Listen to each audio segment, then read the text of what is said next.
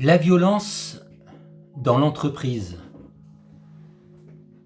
Il y a une vingtaine d'années, je crois que c'était en 1999, il y a eu une grande vague de suicides à l'époque. France Télécom, je crois qu'il y avait eu une vingtaine de suicides en l'espace de 18 mois.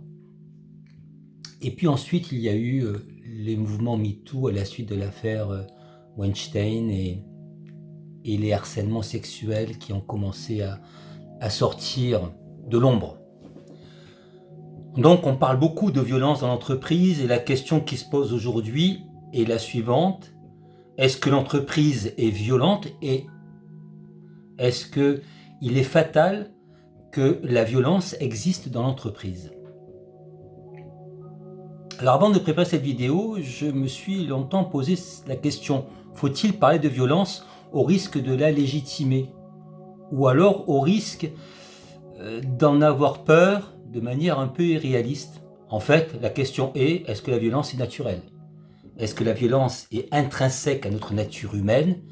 Et de ce fait, est-ce qu'elle est intrinsèque à la réalité de l'entreprise? Quand on cherche à comprendre la violence, comme tout mot, on cherche d'abord son étymologie. Et dans l'étymologie de la violence, on trouve le latin violentia, et avec comme racine vis qui veut dire force. Donc, dans une approche, disons, cosmologique, la violence, par opposition au principe d'immobilité, c'est un peu un principe de vie. Si on prend le fragment 53 d'Héraclite, philosophe présocratique, qui dit Polémos est père de toutes choses, Polémos est roi de toutes choses, on peut se dire, mais la violence est un principe naturel et universel et quelque part qui est source de vie.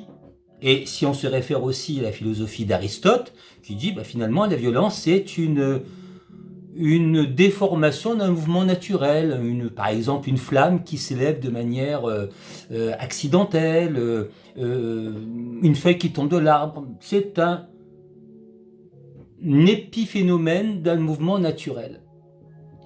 Ok, vous allez me dire, ouais d'accord, mais enfin il y a quand même la violence dans l'entreprise. L'entreprise, quand on voit la stratégie de l'entreprise, quand on voit la stratégie commerciale, quand on voit les termes quasi militaires qui sont utilisés en stratégie d'entreprise, oui, il y a aussi des mouvements de force. Alors bien sûr, faut-il assimiler la violence à la force? C'est dangereux. Parce que la violence, finalement, est aux confluences de plusieurs principes de l'entreprise, le principe de pouvoir, la propriété de celui qui détient une force, le principe d'autorité, le principe de puissance. En fait, on devrait plutôt parler de violence au pluriel. Parlons d'abord de la violence peut-être la plus accessible à nous tous, c'est la violence entre individus, entre êtres humains. Y a-t-il des individus plus violents que d'autres? Les études que j'ai parcourues en la matière sont assez vagues sur la question. Bon, on parle de harcèlement, on parle de mobbing, quand il y a un groupe d'individus qui agressent un individu. On parle de bullying, vous voyez, des termes un peu anglais, quand il y a une sorte de harcèlement, comme dans le milieu scolaire, transféré au milieu professionnel. Bref, la violence, c'est quoi dans l'entreprise? C'est quand il y a une contrainte qui est appliquée à une personne qui en est victime. Voilà. Et donc qui a des souffrances physiques ou psychiques. Voilà. Ça, parlons de violence sous cet angle-là. Alors, est-ce qu'il y a des personnes qui ont un naturel plus violent que d'autres? Dans une vidéo, je vais parler de pervers narcissiques. La question est la suivante. Est-ce que quand on est hystérique, narcissique, pervers narcissique, est-ce qu'on a une propension à se balader, c'est plus que sa névrose dans l'entreprise? Est-ce qu'on la laisse au seuil du bureau?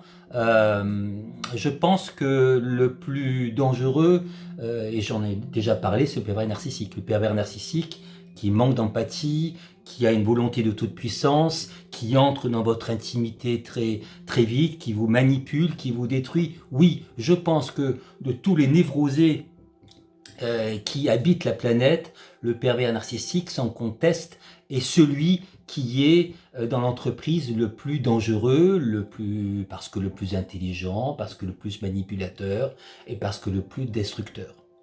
Ça, c'est au niveau de l'individu qui porte son agression sur une victime autoproclamée. Là aussi, y a-t-il un profil type de la victime?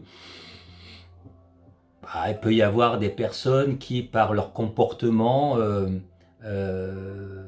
victimisation forte ou au contraire agressivité, attirent peut-être plus que d'autres sur elles les foudres d'une agression physique, verbale, voire sexuelle. Mais je dis il y a des violences au pluriel parce qu'il n'y a pas que les violences entre individus, il y a aussi une violence systémique. Il y a des managements qui favorisent la violence. Bon, pour faire simple, on pourrait dire qu'il y a 3 types de management. Le management autoritaire, le management du laisser-faire, le management participatif. Il est certes probable que le management autoritaire, le management du laisser-faire favorise la violence. Laisser-faire, je connais une entreprise où les gens sont recrutés sans définition de poste particulière et en fait c'est un peu débrouillez-vous et puis le temps fera son œuvre et puis on comptera les leaders à la fin. Donc forcément il y a des types de management qui sont qui incitent plus à la violence que d'autres. Donc ça c'est une approche plus systémique. Vous allez me dire oui mais enfin quand même pourquoi les personnes ne se révoltent pas quand elles sont victimes de violence? Il y a quelque part un 3e niveau de violence, peut-être le plus important, et Pierre Bourdieu en a beaucoup parlé, c'est la violence symbolique. La violence symbolique, c'est le fait que finalement, on se soumet à une autorité morale parce qu'on a été éduqué de cette façon. Ça remonte à l'enseignement scolaire, à l'enseignement universitaire.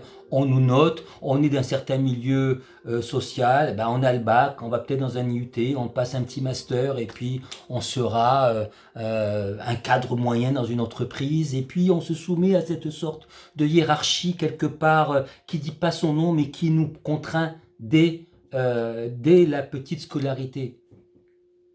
Cette violence symbolique, c'est aussi des personnes qui vont vous faire comprendre que vous n'êtes pas du même milieu, vous n'avez pas compris les codes, vous n'avez pas la culture générale qu'il faut, vous ne savez pas vous tenir comme il faut. Cette violence symbolique, pour moi, est la plus forte et la plus difficile à combattre. Voilà. Donc, violence symbolique, violence systémique, violence entre individus, oui, l'entreprise est le lieu des violences, sans conteste, et c'est pas prêt de s'arrêter. À bientôt.